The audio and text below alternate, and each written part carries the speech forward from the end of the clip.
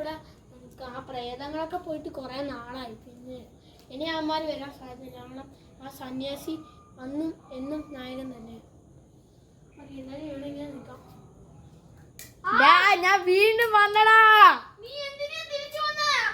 എടാ നീ അന്ന് എന്നെ താഴെ നോക്കില്ലേ? അതൊക്കെ ഫേക്ക് സന്യാസിയാണടാ. നീ അല്ലേടാ ഇപ്പൊ പറഞ്ഞേ അവനൊക്കെ നായകനാണെന്ന്.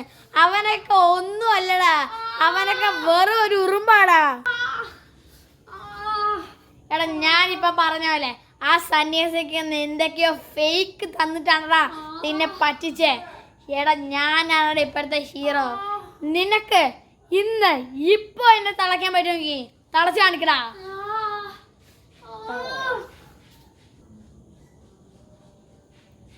എന്താടാ നിനക്കൊന്നും ഇപ്പൊ ബോധമില്ലടാ.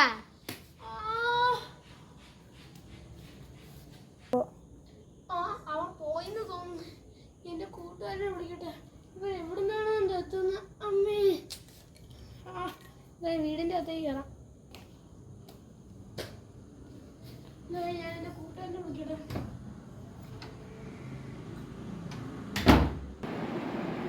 എന്തായാലും അവനെ വിളിക്കാം.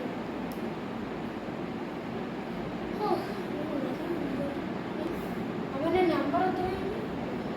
9985632580. ഓക്കെ, അവനെന്തായാലും വിളിക്കാം. ഹലോടാ, നീ എവിടെ നിൽക്കുന്ന? എടാ നീ പുറത്തോട്ട് വന്നു. നിന്റെ വീടിന്റെ പുറത്തോട്ട്. ഞാൻ വീടിന്റെ അവിടെ തന്നെ പോണ്ട്. ഓക്കെ, എന്റെ വീട്ടിൽ ഒരു പ്രേതം വരുന്നുണ്ട്. അവിടേക്ക് നീ വരണേ. എന്നെ ഒന്ന് ഹെൽപ്പ് ചെയ്യാൻ. എടാ എന്താണ് നിന്റെ വീട്ടിൽ ദിവസം ഇങ്ങനെ പ്രേതം? അതാണ് എനിക്ക് അറിയാത്തത്. നീ എന്തായാലും വെളിയിൽ വന്ന് നിൽക്കും. ഒരു കാര്യം ചെയ്യും, നമുക്ക് ഈ പ്രേതത്തിനെ കൂടി മാറ്റിയിട്ട് നമുക്ക് ഈ വീട് മാറാം. ഓക്കെ.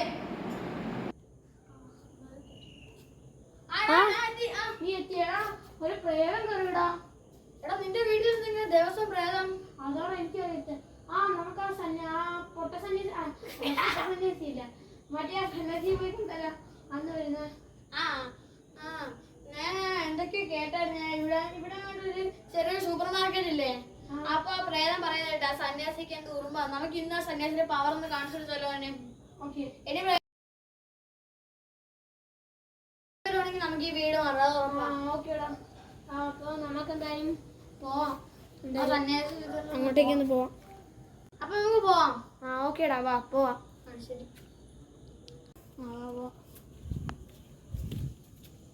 എടാ സന്യാസി ഇവിടെ ഒന്നും ഇല്ലല്ലോ. ഈ അലക്കലിന്റെ മുകളിൽ അയാള് നിൽക്കുന്ന നമുക്ക് വേറെ സന്യാസി പോവാം. അപ്പുറത്ത് എനിക്ക് സന്യാസി അറിയാമ്പോ ആളെ വരുന്നുണ്ട്. ഞാൻ ചിക്കൻ പെട്ടെന്ന് അയച്ചു തരാം. ഓക്കെ, ബാടാ നമുക്ക് എന്തായാലും പോവാം. എൻ്റെ അമ്മേ, എന്താണ് എൻ്റെ തലയൊക്കെ കുലുങ്ങുന്നു? എന്താണെന്ന് അറിയത്തില്ല. സന്യാസി, പുതിയ സന്യാസി ആദ്യമായിട്ടാണ് കാണുന്നത്. എൻ്റെ വീട്ടിൽ ഒരു പ്രേതം കയറി.